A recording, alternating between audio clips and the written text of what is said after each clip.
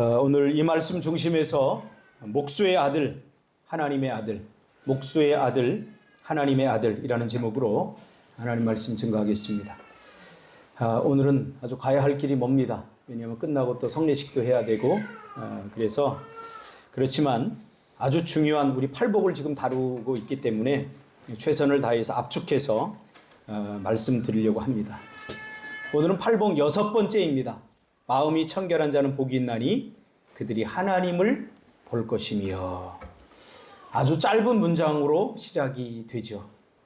이 문장이 독해가 되어야 해석이 되고 또 적용이 가능하기 때문에 우리는 이 문장을 읽으면서 질문을 던져볼 필요가 있습니다. 그렇죠? 마음이 청결한 자는 복이 있나니 그들이 하나님을 볼 것이며. 첫째는 마음이 뭔가? 마음이 청결한 자가 하나님을 본다고 했는데 오늘 본문에서 말하는 마음이 무엇이지? 하고 질문을 던져야 되고, 두 번째는 그러면 마음이 청결한 것이 의미하는 건 뭐지? 마음이 무엇인지 알고 난 다음에는 마음이 청결하다는 것은 무엇을 의미하는지 알아야 될 것이고요. 그 다음에 세 번째는 하나님을 어떻게 봐? 마음이 청결하면 본다고 그랬는데 마음이 청결한 사람은 하나님을 어떻게 보지? 이런 질문들. 또 마지막으로는 하나님을 본다는 것의 의미는 무엇인가? 왜 우리는 하나님을 보려고 하는가? 요 정도의 우리가 질문을 가지고, 이 짧은 질문이지만 이건 굉장히 신학적으로 우리가 많이 묵상하고 연구해서 나와야 되는 답인데, 아무튼 오늘 짧은 시간에 한번 말씀을 나누려고 합니다. 먼저 마음이란 무엇인지 우리가 한번 살펴보기를 원합니다. 저는 심리학을 전공하고 오랫동안 상담자로서 살면서 마음이 무엇일까에 대해서 지금도 생각하고 고민하고 이것을 어떻게 성경적으로 풀어낼 것인가 지금도 고민하면서 살아가고 있습니다. 먼저 마음이란 여전히 똑부러지게 말할 수 없지만 대개 마음을 말할 때는 생각과 느낌들의 총체적 작용을 말합니다. 마음이 뭐지 그러면 아직도 학문적으로 또 성경에서는 마음이라는 표현을 쓰지만 이게 도대체 무엇을 의미하는지에 대해서 우리가 구체적으로 A는 B다 이렇게 정의를 내리기는 쉽지 않습니다. 왜냐하면 마음이라고 하는 것은 통합적인 그런 능력을 갖고 있기 때문에 그렇죠. 아무튼 죄로 말미암아 타락한 마음은 정말 변덕스럽습니다. 그렇죠? 마음으로 생각하고 느끼고 결정하고 판단하고 살아가면서도 여전히 우리는 마음이란 단어를 쓰지만 마음이 무엇인지 어떻게 작용하는지 잘 모릅니다. 그러면서도 늘 자신의 마음에 끌려다니지 않습니까? 하루를 시작하기 전에 일어나서 그 하루의 컨디션을 좌지우지하는 게 뭐예요? 우리 마음이에요. 마음이. 근데 우리는 마음이 뭔지 잘 몰라요. 왜냐하면 죄로 말미암아 우리의 마음이 타락했기 때문에요. 그래서 우리의 마음은 변덕스러워요. 똑같은 사람을 보면서도 어떨 때는 좋기도 하지만 그래서 그 사람을 보고 웃음을 딱 지어주는데 그 사람은 쌩해요. 도대체 무슨 일이 있었을까요? 뭔가 마음에 뭐가 문제가 있는 거예요. 그렇죠? 그래서 어떨 때는 좋기도 하지만 어떨 때는 싫기도 합니다. 참 마음이라는 게 변덕스러워요. 어떤 날은 비 오는 게 좋다가도 어떤 날은 비 오는 게 지겹도록 싫어요. 이게 뭐예요? 마음에서 하는 작용입니다. 근데 중요한 것은 왜 그런지 나도 몰라요. 어떤 날은 하고 싶은 일을 하고 또 어떤 날은 하기 싫은 일을 하기도 합니다. 도대체 우리의 마음이라는 것을 우리가 통제할 수 없습니다. 한날의 컨디션을 결정하는 것도 역시 마음입니다. 또한 내 마음 안에는 2가지, 3가지, 4가지, 5가지 수많은 생각들과 또 수많은 마음들이 존재합니다. 겉으로는 칭찬하면서 속으로는 무시합니다. 지혁아, 내가 아까 지혁이한테 칭찬했거든요. 대한민국에서 제일 멋진 청년이야. 네. 이게 전부면 다 좋아요. 전부면.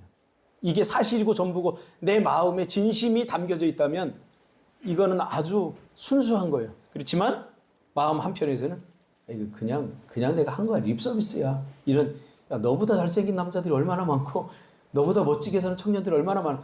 이 마음을 또 품고 있다면 도대체 내 마음은 뭔가 이게 헷갈리게 되는 거죠.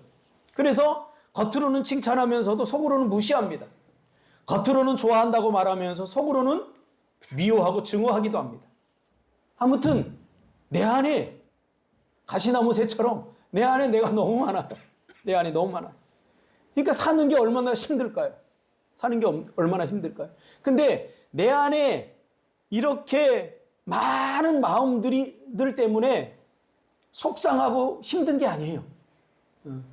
이게 마음이 나뉘어진 상태를 우리가 정신분열이라고 하지 않습니까? 마음. 그 마음이 굉장히 중요해요. 남을 도와주는 선행의 사람이었는데 나중에 보니 결국 자기 만족을 위해서 도와줄 때가 있습니다. 그렇죠? 그러면 그 사람은 좋은 사람인가 나쁜 사람입니까? 이런 사람은 자기에게 유익이 되지 않으면 도와주는 거 딱 멈춰버려요. 그러니까 결국 누구를 위해서 도와준 거예요? 자기 만족을 위해서 도와준 거예요. 나이를 먹다 보니까 자꾸 뭔가를 파괴돼요. 이렇게 깊이 우물을 파괴돼요.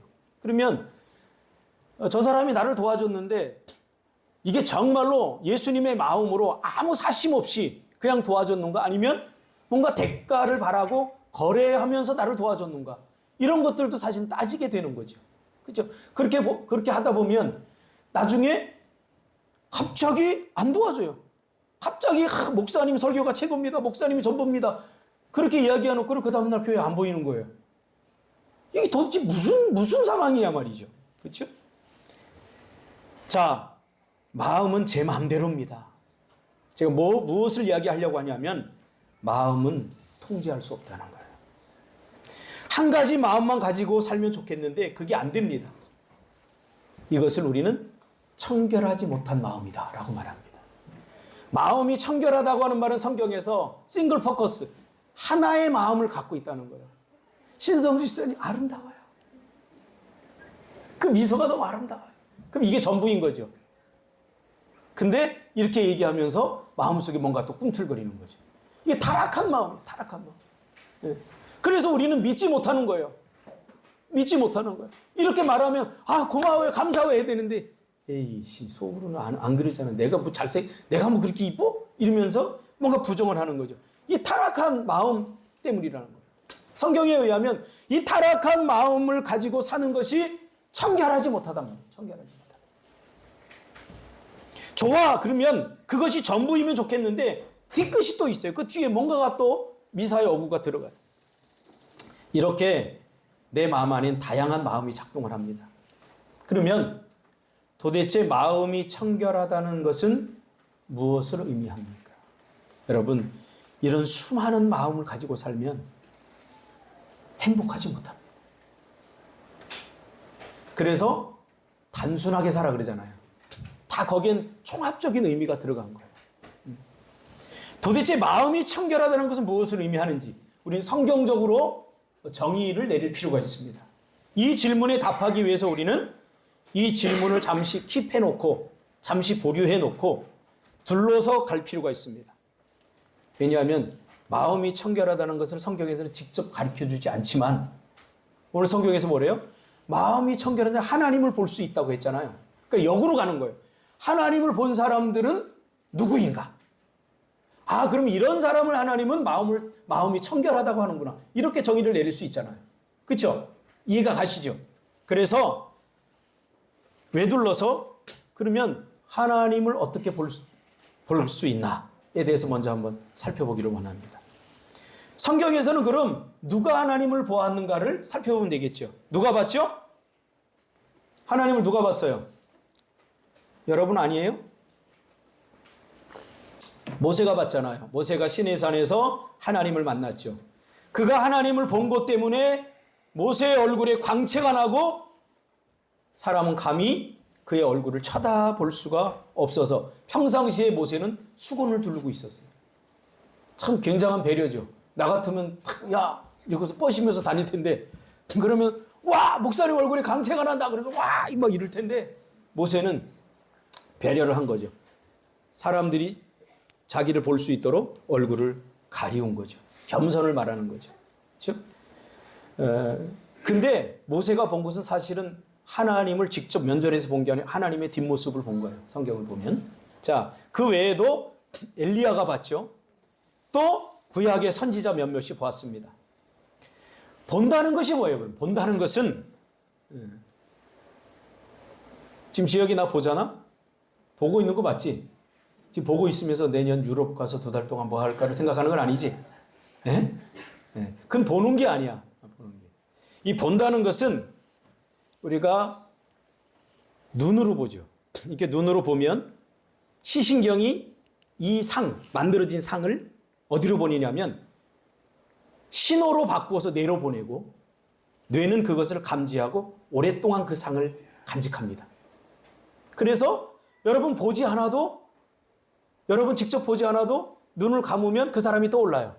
이건 뭐냐면 그 사람의 상을 사진 찍듯이 내가 찍어서 그걸 신호로 보내서 그 사람의 상을 내 안에 뇌로 간직하고 있기 때문에 보는 거예요.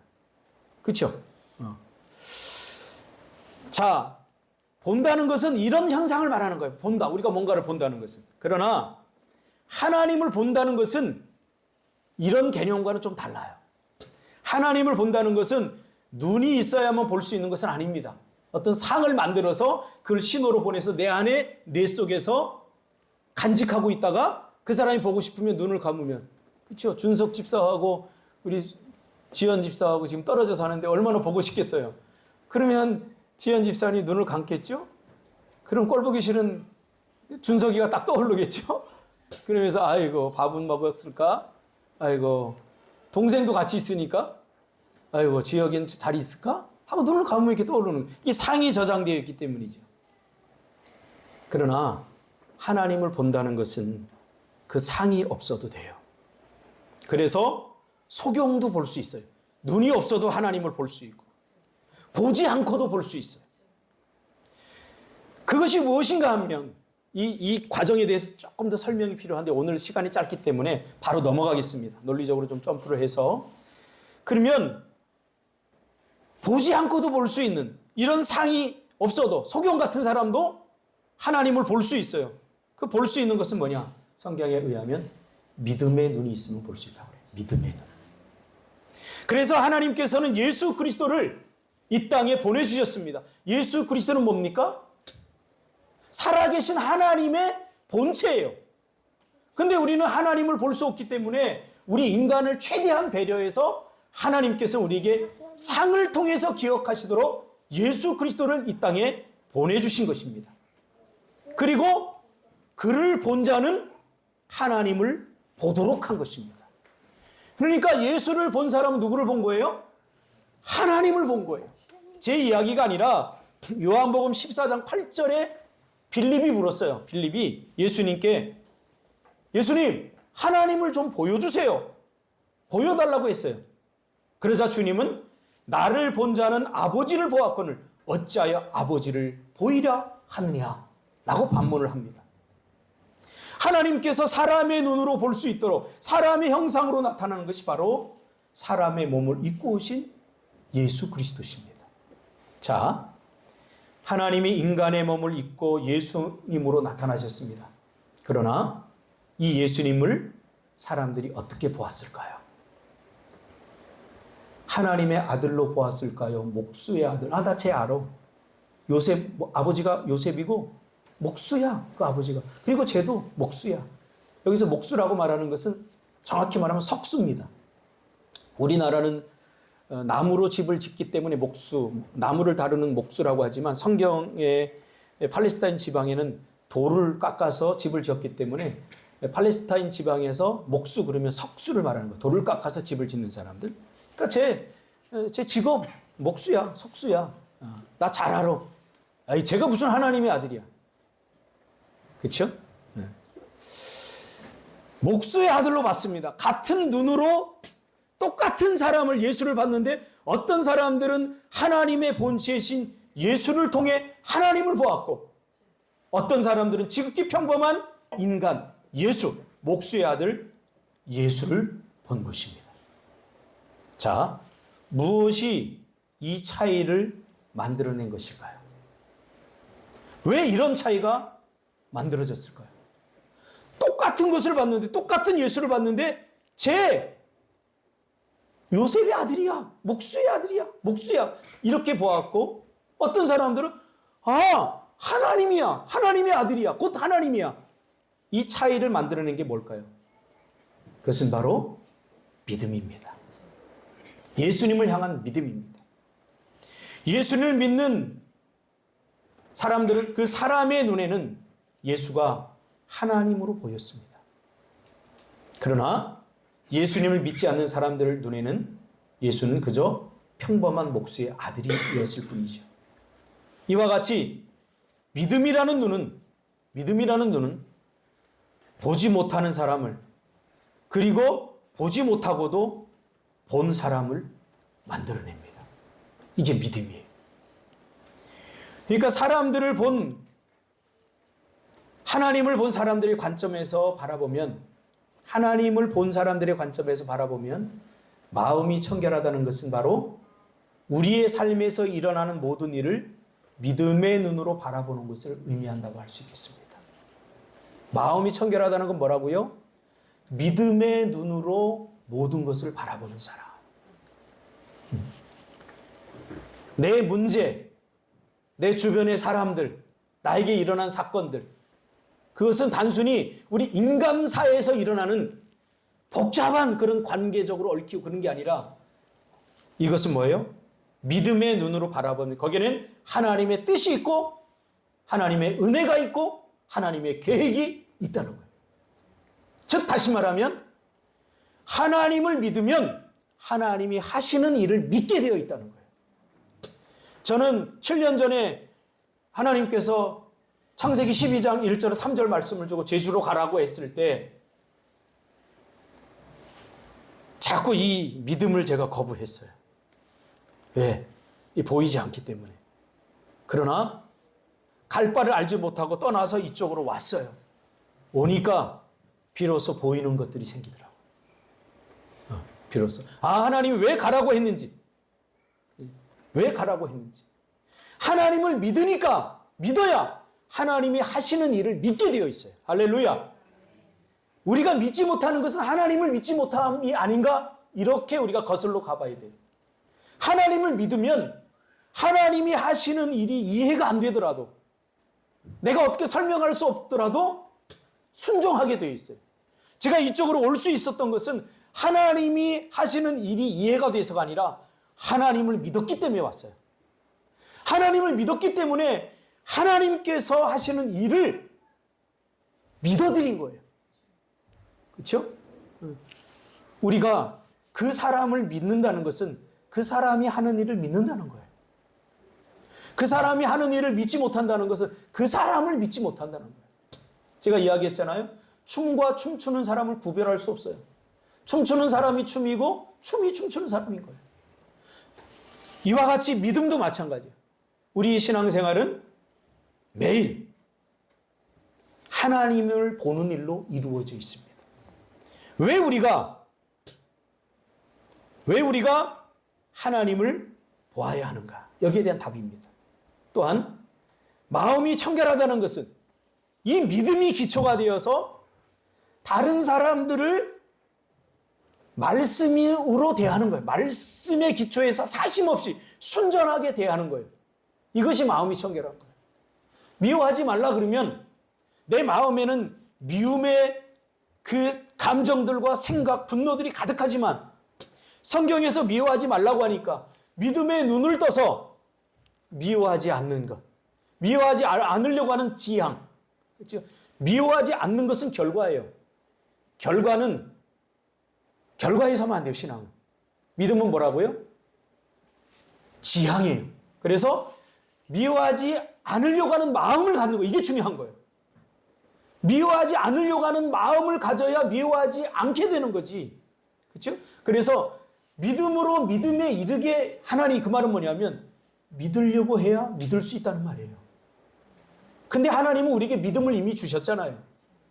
믿음을 주셨기 때문에 믿으려고 해야 된다는 거예요. 하나님이 믿음을 주지 않고 믿어. 그럼 이거 문제가 심각해요.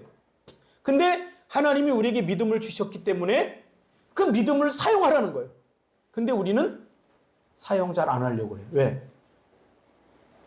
우리는 타락했기 때문에 감정과 마음을 따르잖아요. 그래서 미우면 죽도록 미워하는 거예요. 그러다 불행해지는 거예요. 싫으면 죽도록 싫어지는 거예요. 그 불행한 거예요. 지옥을 경험하게 되는 거예요. 어떻게 됩니까? 하나님이 하시는 일을 믿는 사람은 어떻게 해요? 하나님을 믿기 때문에 용서하는 거예요. 그 사람들 꼴도 보기 싫지만 하나님을 신뢰하기 때문에 용서하는 거예요. 제가 늘 이야기하잖아요. 미워하는 마음을 갖고 사는 게 지옥이라고. 미워하는 마음을 계속 갖고 있으면 복수심이 생기잖아요. 복수를 하려면 어떻게 되는 줄 아세요? 지연이 일로 나와서 내 뺨 한 대 때려봐. 빨리 때려. 왜 순종을 안 해? 순종 안 해도 돼. 내가 예수님 아니니까. 빡 때렸어요. 어이, 제가 저 어린 것이 내 뺨을 때려? 그러면 나는 지연이의 오른뺨 한 대 때리고 나 같은 성질은 절대 만족을 못 해요. 그럼 죽기 전까지 때려야 돼, 나 같은 사람은 그래, 나 같은. 경은이 나 한번 때려봐. 내가 너 죽기 전까지 때릴 거야. 그래도 속이 안 풀릴 거야. 이게 인간이라는 거예요. 이게 인간이에요. 그러니 내 마음이 움직이는 대로 살면 불행해지죠. 내 마음이 움직이는 대로 살면 복수심에 불타서 복수는 내가 저 사람보다 더 악해져야 할 수 있는 거예요. 더 나빠져야 할 수 있는 거예요. 그러면서 내가 더 나빠지면서 내가 불행해지는 거예요. 그래서 눈에는 눈, 이에는 이라고 하는 말은 복수금지법이에요. 너 한 대 맞고 100대 때려야 분이 풀리지만 그러나 그냥 한 대만 때려. 이게 복수금지법이에요. 우리가 그렇게 타락했다는 거예요. 여러분의 마음이 그렇게 타락했다는 거예요. 그래서 예수가 아니면 우리는 희망이 없어요. 서로가 서로를 바라보는데. 지연이 너 아무 잘못 안 해도 내가 너 미워할 수 있어. 막 나보다 더 잘 되고 막 잘난 척하고 막 그러면 괜히 주는 것 없이 재수 없어요. 이게 우리의 마음이라니까. 타락한 우리의 마음이에요. 이런 사람들이 가득한 공동체에서 살면 얼마나 공동체가 불행해질까요? 그래서 교회 공동체는 그러면 안 되는 거예요. 내 마음대로 사는 게 아니라 내 마음에서 오는 느낌과 감정대로 사는 게 아니라 하나님의 말씀으로 와야 돼요. 왜? 믿음이 있기 때문에. 이게 믿음의 삶이라는 거예요. 그래서 내가 이렇게 하고 싶지만 말씀이 원하는 대로 내가 해 나가는 거예요. 그것이 마음이 청결하다는 의미예요. 여러분들이 생각하는 마음이 청결한 거, 도덕적으로 윤리적으로 완벽하고 죄 안 짓고 사는 거, 참만의 말, 죄 안 짓는 사람이 어디 있어요? 예수님이 얘기했잖아요. 생각만 해도 죄라고. 그러니까 우리는 얼마나 많은 죄를 짓고 있는 거예요. 그러니까 율법주의적 근본주의자들은 그렇게 생각해요. 겉으로 내가 지킨다고 다 지킨다고 착각을 하는 거예요. 절대 못 지켜요. 우리는. 예수 그리스도만 이걸 가능하게 하는 거예요. 그래서 우리의 신앙생활은 매일 하나님을 보는 일로 이루어지기 때문에 우리는 하나님을 보아야 한다는 거죠. 하나님을 보아야 한다는 거죠.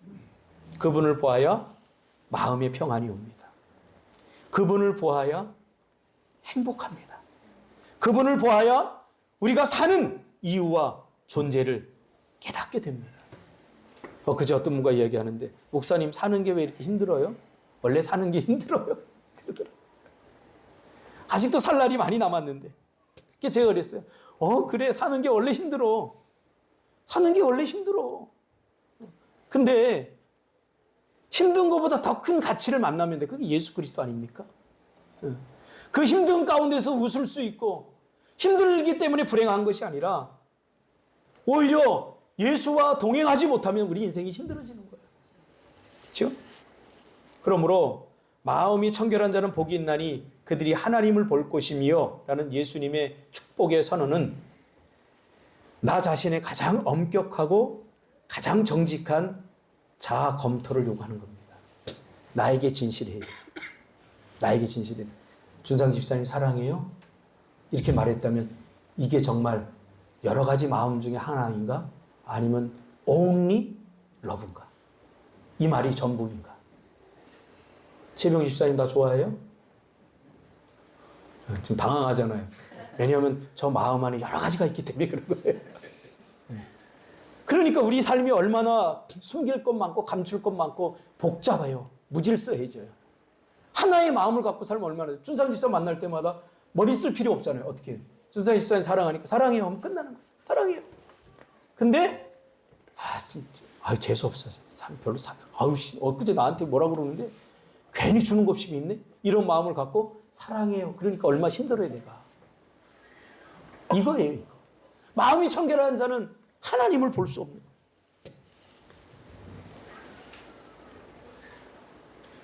참 선하고 착하고 깨끗하고 마음이 선해 보여도 주도 면밀하게 자신을 살펴보면 자기 만족이라는 자기 중심성이라는 교만과 우월감 등의 깨끗하고 순수하지 못한 마음이 깃들어 있을 수 있기 때문에 우리는 오직 믿음으로만 청결해질 수 있습니다.